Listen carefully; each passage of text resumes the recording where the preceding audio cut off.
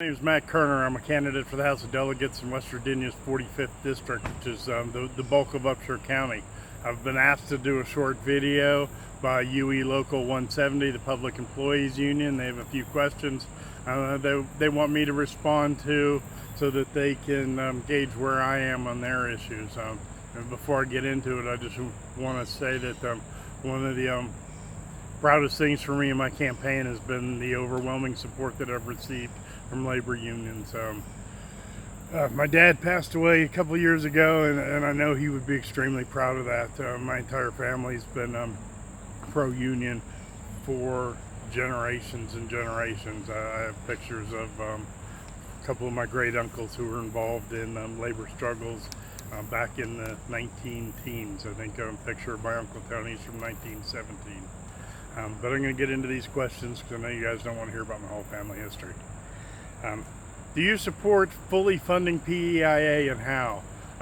Yes, I do. Briefly, before we get into the PEIA issue, I want to make it clear that actually I am in favor of eventually getting to a place where we have a Medicare for all type of single payer situation in the United States. Most of the developed world has done that. We keep hearing things like, oh, we can't do that, we can't afford that. Well, there's developing countries like Belize and Costa Rica have managed to do that, and I gotta believe that if Belize can pull it off, the United States of America, the wealthiest nation in the history of the planet, can figure out how to do that. It's not a matter of capacity, it's not a matter of ability, it's a matter of will. But more specifically with PEIA, yes, PEIA absolutely should be fully funded, and the most common solution that I hear for making that happen is to increase some extraction fees, and I'm fully for that. West Virginia charges less than any of the surrounding states. These extraction companies that are coming here, and we always hear, well, if we raise these fees, they're not going to want to come here. They won't come. They'll leave. No, they want the gas. They want the oil that's underneath our feet, and they'll come here to get it, and they'll pay to get it. They're throwing millions and millions and millions of dollars into pipeline development here. They're going to pay to come get it. And if we charge a little bit more so that we can fully fund health insurance for our people, that's the price that they'll pay. Everything else is just red herrings. It's false flags that are being thrown up so that we will be afraid to do that, and it's just for the benefit of the few people that are actually involved in that industry. Next question, will you support collective bargaining rights for West Virginia public employees? Absolutely. It's always baffled me why we tell public employees that the work you do is so valuable to us that we will not allow you to collectively bargain and strike like every other employee, and simultaneously we tell you that the work you do is not important to us, so we're not going to pay you an appropriate pay for the hard work that you do. Those things are logically inconsistent. We need to bring that in line. I understand there's concerns. First responders going on strike can be a problem. But that happens in other states and in other cities. So there's been ways to work that out. And everybody should have the right to collectively bargain. Everybody should have the right to strike. You can draw a direct correlation between the decline in union participation in this country and the increase in wealth inequality.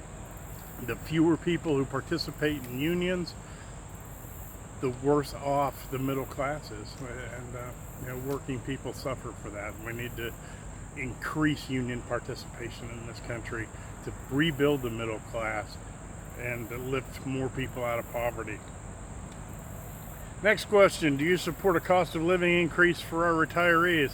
Absolutely. You're talking about people who have quit working, are basically living on a fixed income, and as inflation causes the cost of living to increase, their income needs to increase along with it, especially with public employees where they're concerned, because for years and years and years, what we told our public employees was, look, this isn't going to be a really great paying job. Your income's not going to be that high, but the benefits will offset that you'll have a good retirement program, you'll have good health care, and you'll be able to live comfortably, if you serve this state and the communities that you live in. And we've chipped away at that. We've turned that into a lie, and we need to restore the promises that we've made to the people that have worked their entire lives for the benefit of all of us. Do you oppose privatization efforts of our 7 state hospitals? Absolutely. I oppose privatization of any health care. And I'm not going to get into a big whole thing about how health care was removed from the nonprofit sector in 1973, and it really needs to go back to that. But privatization is not the way to do that. We've started this myth, this whole fallacy in this country about how government can't do anything right, and I don't believe that. I believe that we're responsible for making sure the government functions correctly and that waste, fraud, and abuse doesn't happen.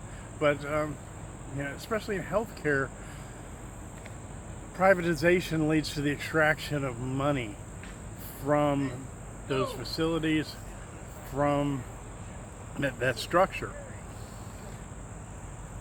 If that money was allowed to stay in the system, it could be used for providing services. It could be used for paying doctors, paying nurses, paying staff, instead of extracting money out of the system and into the pockets of shareholders or the pockets of executives who make exorbitant salaries in the healthcare industry.